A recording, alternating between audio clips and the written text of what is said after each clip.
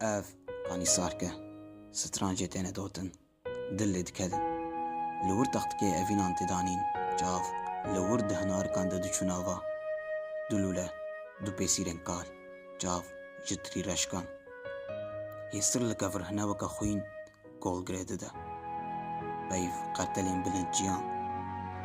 Ku te van wineyan dît, bila pênûsa te di dilê peyvan de bibe taciyê fizil dumanê.